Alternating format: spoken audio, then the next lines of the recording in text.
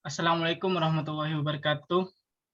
Di sini kami dari kelompok 9 ingin memaparkan materi anggaran permodalan bank syariah.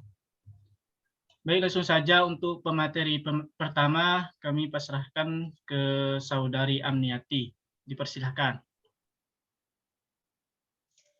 Baik, di sini saya akan menjelaskan tentang bentuk-bentuk modal bank syariah. Yang pertama itu ada bentuk-bentuk dasar modal bank itu ada 3, yaitu 1. Subordinated debt, 2. Preferred stock, 3. Common stock. Selanjutnya, bentuk-bentuk modal berdasarkan sumbernya itu ada 2, yaitu yang pertama, modal inti atau primary capital, modal pelengkap atau secondary capital. Selanjutnya, saya akan membahas tentang kebijakan pengendalian modal. Resiko atas modal berkaitan dengan dana yang diinvestasikan pada aktiva berisiko, baik yang berisiko rendah ataupun yang risikonya lebih tinggi dari yang lain. ATMR adalah faktor pembagi atau denominator dari CAR, sedangkan modal adalah faktor yang dibagi atau numerator untuk mengukur kemampuan modal menanggung risiko atas aktiva tersebut. Dalam menelaah ATMR pada bank syariah terlebih dahulu harus dipertimbangkan bahwa aktiva bank syariah dapat dibagi atas aktiva yang didanai oleh modal sendiri dan aktiva yang didanai oleh rekening bagi hasil. Aktiva yang didanai oleh modal sendiri risikonya ditanggung sendiri, jadi bobot risikonya adalah 100%. Sedangkan aktiva yang didanai oleh pemegang rekening bagi hasil, risikonya bisa ditanggung oleh pemegang rekening dan bisa ditanggung pihak bank jika terbukti terjadi kelalaian atau kecurangan oleh manajemen bank selaku mudharib. Jadi bobot risikonya adalah 50%. Mungkin hanya ini penjelasan dari saya.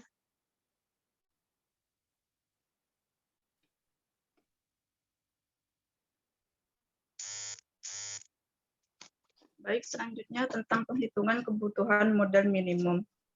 Ya, penghitungan kebutuhan modal minimum didasarkan pada aktiva timbang menurut risiko yang ditentukan oleh BIS atau Bank International Settlement, yaitu sebesar 8%.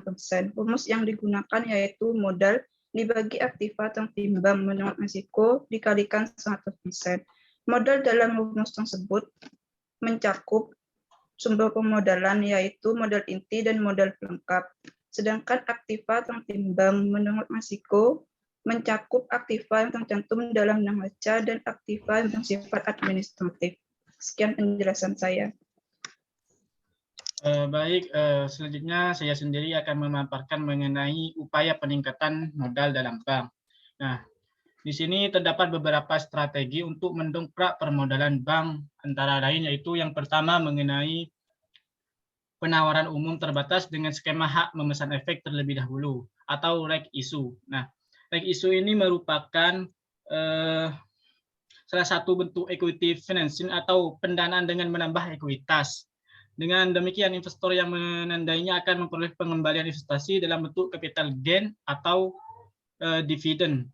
Nah, tujuan dari reg issue ini adalah untuk memperoleh financing yang murah, yang bisa digunakan untuk ekspansi usaha, modal kerja, juga bisa untuk membayar pinjaman. Reg issue positif jika dana yang diperoleh diinvestasikan untuk proyek yang dijanjikan imbal hasil tinggi, baik proyek investasi baru atau peningkatan modal kerja. Nah, yang kedua ini mengenai yaitu mengundang investor strategis dan mitra strategis baru, baik lokal maupun asing. Nah, jadi lembaga bank syariah itu bisa mengundang investor strategis dan mitra strategis yang baru untuk menanamkan modalnya, baik itu investor lokal maupun asing yang dikira memiliki sumber dana yang menguntungkan. Yang ketiga itu melalui penawaran saham perdana kepada publik atau intentional public offering atau IPO, yaitu dengan cara memberikan atau membagi-bagi lembaran sahamnya melalui sekuritas yang ditawarkan dalam bentuk saham kepada publik atau kepada masyarakat umum. Yang keempat itu penambahan modal dari penyisihan laba. Nah, penambahan modal dari penyisihan laba ini merupakan bagian dari keuntungan perusahaan yang mana keuntungan atau labanya itu diputar kembali kepada perusahaan atau ditanamkan dari hasil keuntungan laba perusahaan untuk tujuan peningkatan operasional dan lain sebagainya. Yang kelima itu mengurangi dividen payout ratio atau menambah modal. Cara yang terakhir inilah yang banyak dilakukan perseroan di Indonesia. Bahkan sejumlah perseroan merupakan kebijakan tidak membagikan dividen karena lebih memberikan perhatian untuk mengembangkan usaha perseroan di masa depan.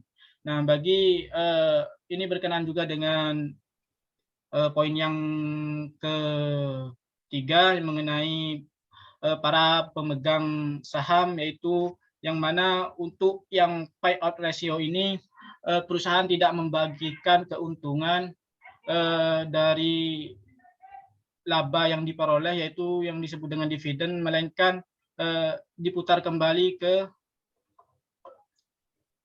untuk modal ekspansi yang lebih besar lagi untuk perusahaan. Jadi mungkin itu saja yang bisa saya sampaikan. Oke, berhubung semua pemaparan sudah selesai, kami dari kelompok 9 mengucapkan terima kasih kepada teman-teman yang sudah menonton video ini. Semoga bermanfaat. Kami dari kelompok 9 mengucapkan terima kasih. Kurang lebihnya mohon maaf. Wassalamualaikum warahmatullahi wabarakatuh. Waalaikumsalam warahmatullahi wabarakatuh.